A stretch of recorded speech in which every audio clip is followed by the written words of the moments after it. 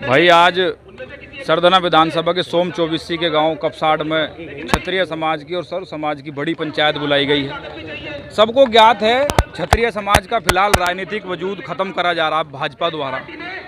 हमारे सभी प्रतिनिधियों का जो उपेक्षित करा जा रहा, ना किसी को प्रतिनिधित्व दिया जा रहा। पश्चिम उत्तर प्रदेश में एक भी टिकट, एक भी नेता हमारा जिसको सम्मान नहीं मिला और हर जगह उत्पीड़न करा जा रहा। पार्टी ने एमएलसी बनाए, उसमें कहीं क्षत्रिय समाज का नाम नहीं है। पार्टी ने टिकट बनाए, उसमें कहीं क्षत्रिय समाज का नाम नहीं है। पार्टी ने संगठन बनाया, उसमें कहीं समाज का नाम नहीं है। जब ये समाज 95 और 99% तक भाजपा का कोर वोटर है तो फिर हम किससे मांगेंगे? इसी पार्टी से तो अपनी डिमांड रखेंगे ना। हमें सिर्फ ये दिखा के कि नहीं पार्टी तुम्हारी है, पार्टी तुम्हारी है, तुम मालिक हो, इससे काम नहीं चलने का। जब एक बार एक जगह किसी प्रत्याशी को तुम 10 साल तक, 15 साल तक लगातार टिकट देते आ रहे तो उसका बदलाव जरूरी है। अब ये समाज भी जाग चुका, इसीलिए ये पंचायत है। 7 तारीख की पंचायत की परमिशन नहीं होती तो क्या होता है? भाई 7 अप्रैल को ननौता सहारनपुर में बड़ी पंचायत है।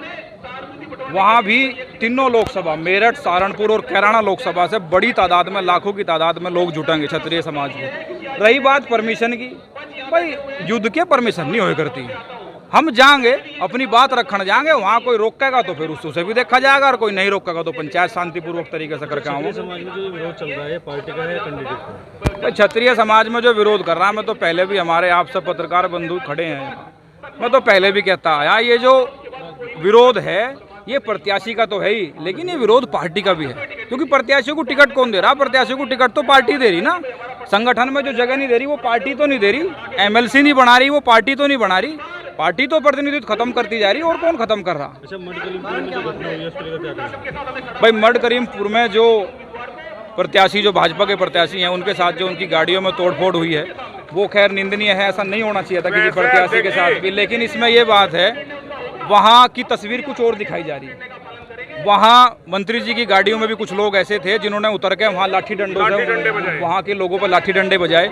उसका ही रिएक्शन था, एक्शन का रिएक्शन था वहाँ। बाकी ये है कि तोड़फोड़ गाड़ियों में नहीं करनी चाहिए थी, ये बात मैं मानता हूँ। लेकिन ये भी कोई तरीका नहीं होता कि आप चुनाव लड़ोगे और चुनाव में आप अपने साथ गुंडे बैठा के ले जाओगे और वो गांव में लोगों को पिटाएंगे। जिस तरीके से 2024 चुनाव नजदीक है, मड करीमपुर में ग्रामीणों के साथ हाथापाई हुई है, क्या 2024 चुनाव में बदलाव देगा? नहीं, 2024 चुनाव में कोई मड करीमपुर से ही थोड़ी बदलाव होगा। 2024 में तो सारे में चल रहा बदलाव। ये घटना तो परसों होगी, लेकिन विरोध तो पिछले 2 महीने से चल रहा ना। विरोध तो लोग देख रहे, आप सब भी मीडिया के बंधु हैं, सब लोग देख रहे होंगे। क्षत्रिय समाज को कहीं प्रतिनिधित्व नहीं दिया जा रहा, तो विरोध तो चलता रहेगा भाई जब तक यहाँ समाज को सम्मान नहीं मिलेगा।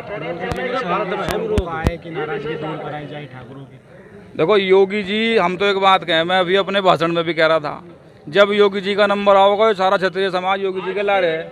पर फिलहाल योगी जी एक टिकट भी तो नहीं दिलवा पाए ना हमारे समाज के लिए। योगी जी हमारे लिए कहते, हम मानते, योगी जी हमारे किसी क्षत्रिय समाज को सहारनपुर से, कैराना से, मेरठ से, मुजफ्फरनगर से, गाजियाबाद, जहां देश की सबसे बड़ी जीत 5.5 लाख वोटों से, जहां प्रधानमंत्री की भी जीत छोटी पड़ गई हो और वहां से भी क्षत्रिय समाज का टिकट काट दिया और योगी जी बोल नहीं पाए, तो फिर योगी जी के चुनाव में योगी जी को वोट दे देंगे। इस चुनाव में फिलहाल योगी जी समाज को ना छेड़ें।